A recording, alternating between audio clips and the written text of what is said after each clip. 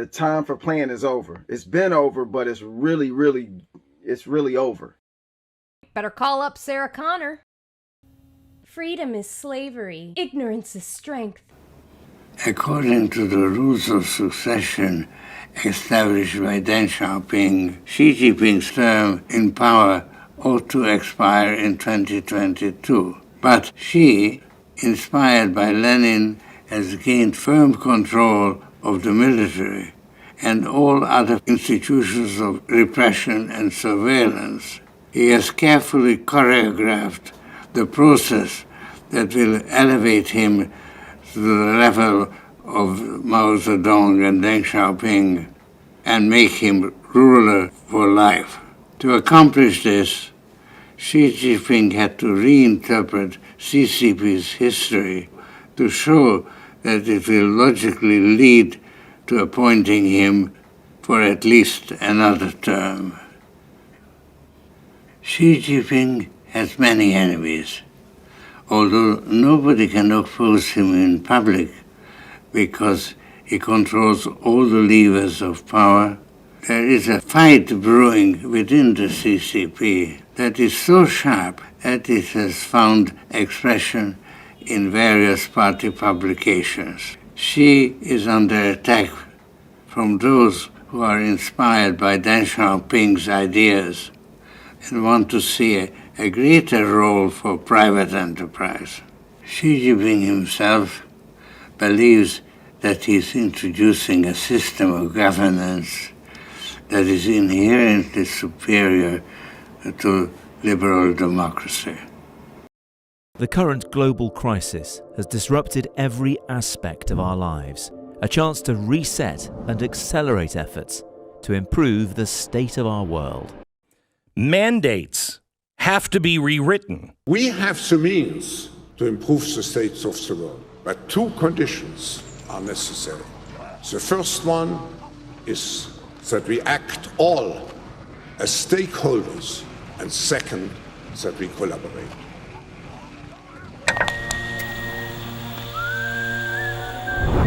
As the world watches and listens in horror, the peaceful pro-democracy demonstration in China, peaceful pro-democracy demonstration in China, peaceful pro-democracy demonstration in China. The Qatari news described how the Libyan Air Force indiscriminately bombed the urban areas of Cyrenaica, creating thousands of victims among civilians. So as you watch the videos tonight and watch the program tonight, ask yourself this: who do you believe? A dictator's words or your own eyes and ears?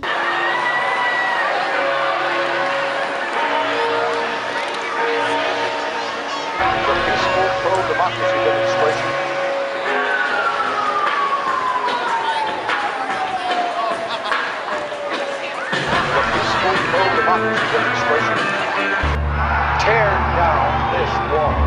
First and foremost, France, Great Britain and the US. On the other hand, as officially stated by Alain Juppé, the French foreign minister at that time, it was right and logical that French companies could defend their position and benefit from the war in Libya. According to the French newspaper Libération, speculation about the real motivations for the French intervention were based on a letter that rebel forces had sent to Sarkozy in April 2011. The rebels offered France 35% of Libya's oil and gas in exchange for French support for the insurgency. As we can well imagine, that was a way not only for France but also for other European powers to reduce their dependence on Russian gas imports. The Open Society Foundation has played a key role in the development in Ukraine of a civil society, of the formation of a Ukrainian state, of a sense of national consciousness. I don't believe that one can think of many acts of philanthropy, sustained acts of philanthropy anywhere in the history of the world that have had this kind of impact. Your response was, that sounds a little Chamberlain-esque. And I think you have seen the pattern over the years of a failure to respond to Putin's accelerating aggressions and the state to which they brought us and your sense of the stakes, I think, in this war, absolutely right. No one knows the situation in Ukraine, I think, as deeply as you, except for the Ukrainians. But what's your perspective as a friendly and sympathetic outsider on the strengths and the weaknesses that Ukraine may bring to this historic confrontation? The military intervention of the West. On March of the same year, a hesitant NATO, as well as an even more reluctant United States, were involved in a brief but significant mission, Operation Odyssey Dawn. The Libyan Air Force was wiped out, and Gaddafi forces were stopped before entering Benghazi. According to unofficial sources, there would have been an agreement between NATO, the United Arab Emirates and Qatar before starting the raid. Ukraine already showed in 2015 that it can fight for freedom. So it all the more shows that Putin is sort of caught up in his own idée fixe and doesn't actually pay attention to reality. Ukraine today is rendering a tremendous service to Europe and to the Western world, to open society, and our survival, because they are fighting our fight. We are very happy to have them fight our fight, and we must give them all the support that they ask for. And in fact, certainly the United States is doing that.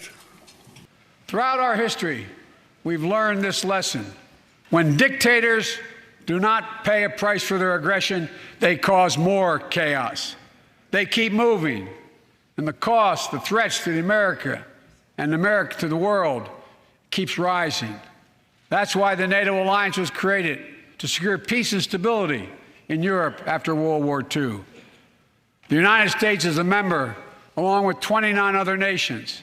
It matters. American diplomacy matters. American resolve matters. Putin's latest attack on Ukraine was premeditated and totally unprovoked. The result is an absence of checks and balances in Russia and the decision of one man to launch a wholly unjustified and brutal invasion of of Ukraine.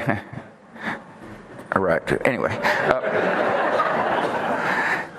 You have been ahead of the curve about how to make politics prepare our societies to hang together when we face enormous problems. And on the Euro crisis, you were miles ahead of where most of the governments were. I think you're right that in the end, Olaf Scholz and the Germans have always done the right thing. But I think that the European project and the unity of the West is going to be tested in ways that it hasn't been tested for a long time in the months ahead. And I was wondering what you think we can do now during this period of time before 2024 to help Europe hang together and also to prepare for a world where I hope it won't happen, but where Trump returns to the White House. But well, I have actually been very impressed by the unity and decisiveness and the willingness to use this occasion to continue to develop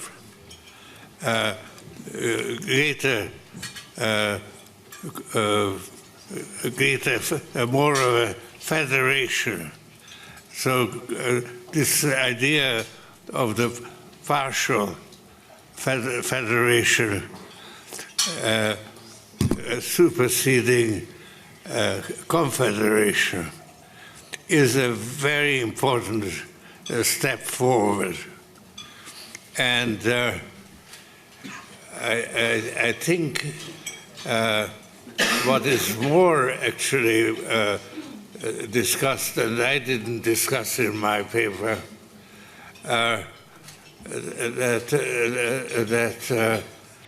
we have to start thinking about ourselves. We're pouring trillions of dollars into the Middle East, and we have nothing for it. We have nothing. Putin is facing international backlash for his invasion of Ukraine. Sanctions are hurting Russians.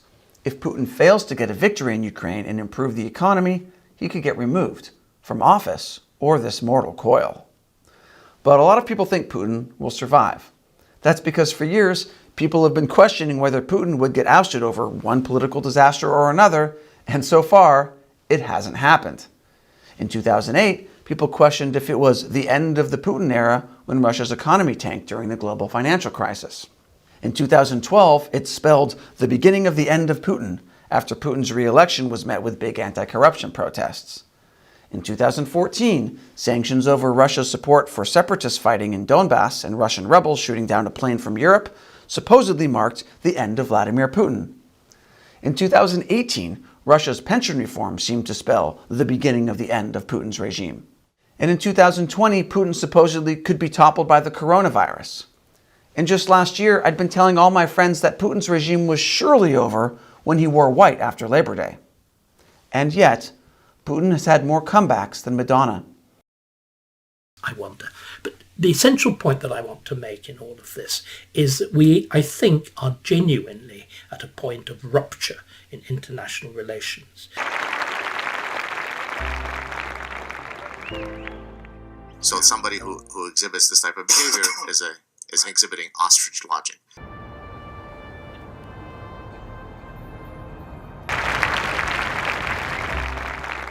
Social credit deducted.